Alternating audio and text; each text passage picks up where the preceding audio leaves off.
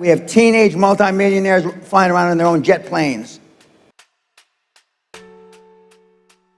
We have kids, the only asset they have is a 15-speed bicycle. For those of you that have done any research at all, on my website, we have teenage multimillionaires flying around in their own jet planes. And he's the one that had the 15-speed bicycle. That's why I use it a lot.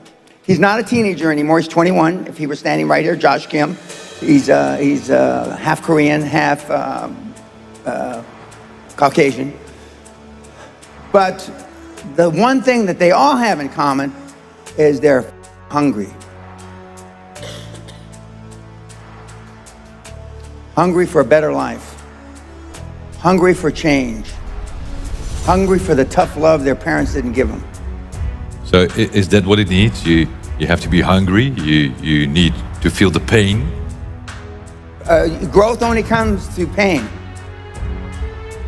For those that have read about being an athlete, okay, no pain, no gain. It's the same in life.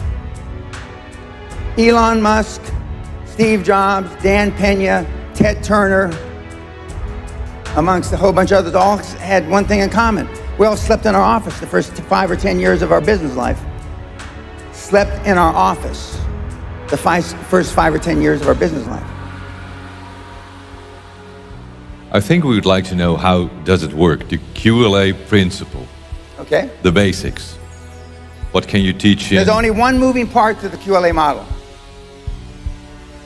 How does it work? Okay, I'm going to tell you right now. There's only one moving part. But since it's only got one moving part, I'm giving you the benefit of the doubt that you can get this. Motivated seller.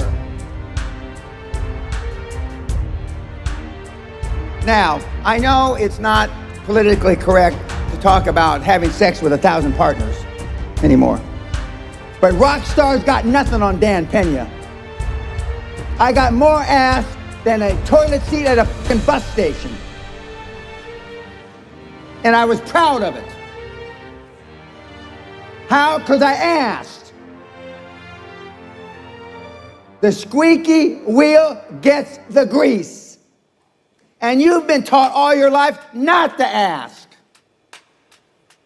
To politically fit in. So the one moving part is a motivated seller. Now let's say that this table are all in IT. This table is in manufacturing. This table is in medical services. And this table is in construction. Of these 5 tables, or 5 industries I just mentioned, you're looking for a seller that is between 55 and 70. He has no line of succession, meaning he has nobody to leave the business to. Because most children today don't want to have anything to do with their parents' business. There's no succession planning. So there's got a guy, 68 years old, he's been in the business 35 years, he's built up a construction company to 5 million euros a year. He makes let's make it even numbers, €1 million a year out of 5 million, which would be a great business, that'd be 20%. What's he gonna do when he drops dead? He's gonna drop dead, right? And who's he gonna leave the business to? The hag he calls his wife. And what is she gonna do with the business? All nothing. She's hoping she dies before him, so she doesn't have to be stuck with the business. Why don't the owners plan for death? Because nobody wants to talk about it. Why don't owners have a succession plan, meaning when I die, this is what's going to happen to the business? Because they don't want to talk about it. It's one of the things you don't talk about. It's the only thing I talk about. Okay, so you got a motivated seller. He's got a construction company, 5 million euros a year revenue, total revenue. He makes 1 million after tax. That is your prospect. That is the person you call on. And on the site, we show you how to call on these people, how to find them. How to find them. And 7 or 8 times out of 10, you can finance the entire transaction with no equity. You can finance the entire transaction with commercial debt, or as you say in this country, debt. Commercial debt. Meaning you don't have to have any money. Now, Naya Rota, which I had the privilege of teaching at, back in the 90s. Erasmus, which I had the privilege of teaching at back in the 90s. And at University of Amsterdam, which I had the privilege of teaching it back in the 90s, I used to ask the question, how many classes have you had in buying a business? Nobody raised their hand. How many classes have you had in selling a business? Nobody raised their hand. How many classes have you had in leadership? Nobody raised their hand. Now I'm here to tell, because I checked last week, those three fine universities still don't have any classes in those three subjects.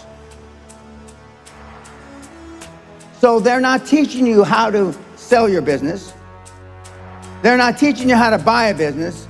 Arguably, they only teach you how to run a business. So we have a motivated seller that has not had any succession plan, and that wants out, and that they will look at you with tears in their eyes, rolling down their cheeks. You're their savior. Because otherwise, they're going to die. And most of the owners that I just described in those 5 industries are going to die intestate. That means without a will. Why don't they have a will? For the same reason I just said, because they don't want to talk about dying. So what happens when John dies and leaves Mary his business? Without a will. It goes into probate, or whatever the equivalent there is in this country, which means it's in limbo. And it's going to be there between 6 and 36 months. But you step in like a knight on a white charging horse to save them. And that's the methodology we use. And this methodology has been around about 140 years. And the first person to think of this, and it wasn't Dan Peña, Andrew Carnegie, the wee Scot, arguably the first really wealthy guy on the planet, who happens to coincidentally come from right down the road from where I live in Scotland. That's what QLA is. It shows you how to go in and buy the businesses for little or no money out of your own pocket and using commercial debt. And what Trump has done to assist you, even though you may not like him, is because now interest rates are at the lowest in 5,000 years. And I hear they're going to go lower in America. And when America sneezes, Holland catches a cold. So if interest rates go lower in America, what do you think is going to happen here? Interest rates are going to go lower. And that's what the QLA is, and it's a simple process. And he followed QLA. This is his 3rd time around. But he bought businesses with no money, right? Right? I mean, he did it. And it doesn't, it's nothing really hard. Now, why doesn't ING Bank tell you this? Why doesn't Rabo tell you this? And whatever the other Dutch banks are, right?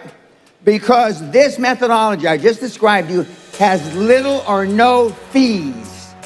I'm going to repeat myself. Little or no fees. There's no investment banking fee. There's no management fee. There's no succession fee. Because you're using commercial debt. And that's why they don't tell you.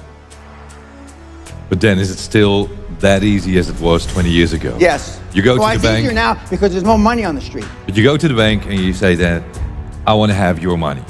Well, no. You don't. No, you borrow. You're going to borrow the money.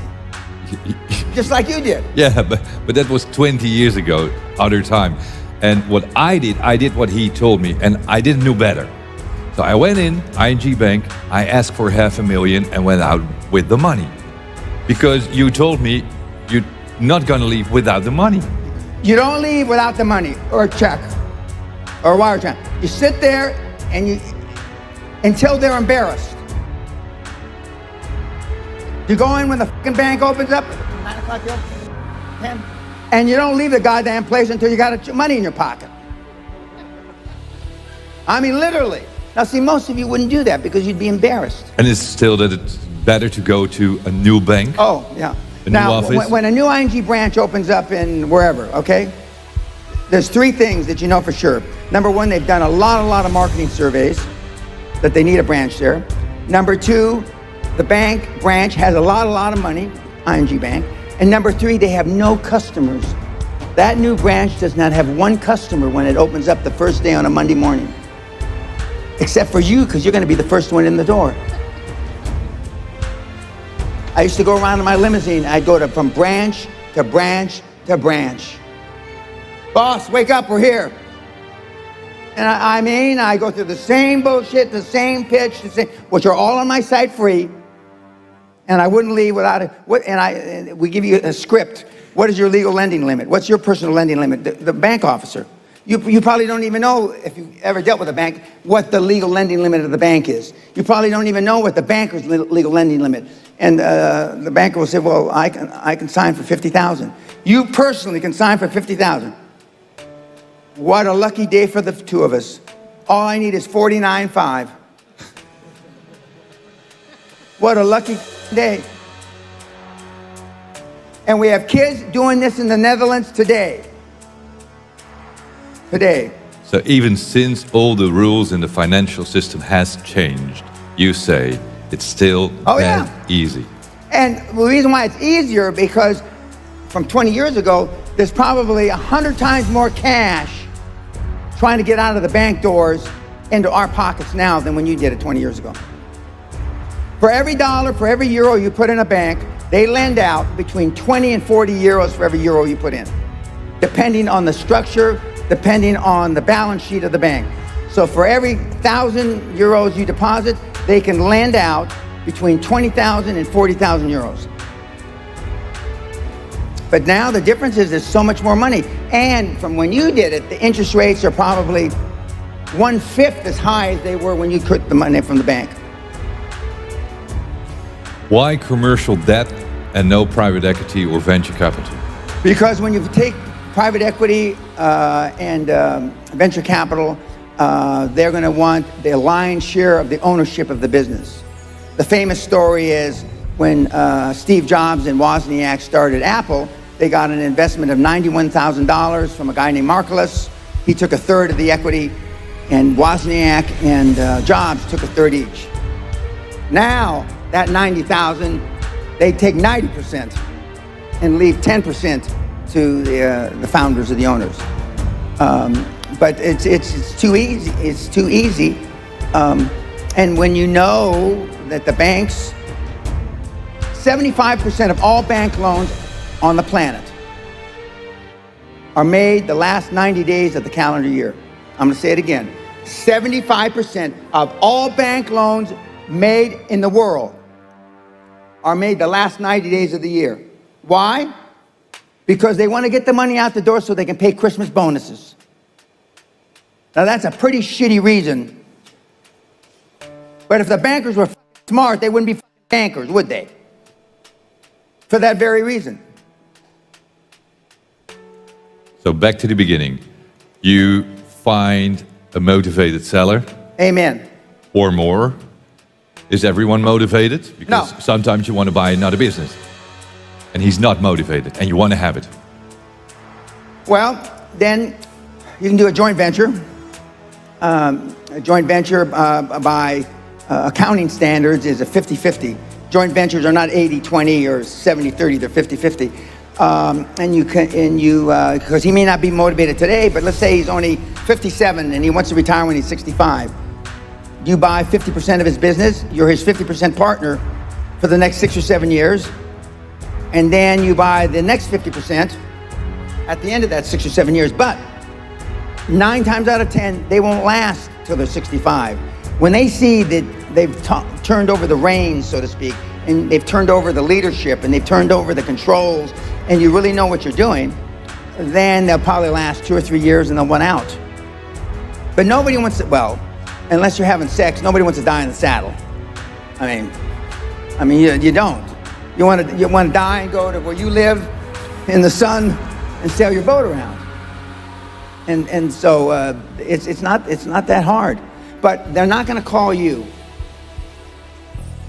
So if you're waiting for the motivated sellers to knock on your door, which most of you will, not just this group, any group I speak before, you know, they're not gonna knock on your door. Yes, that doesn't happen.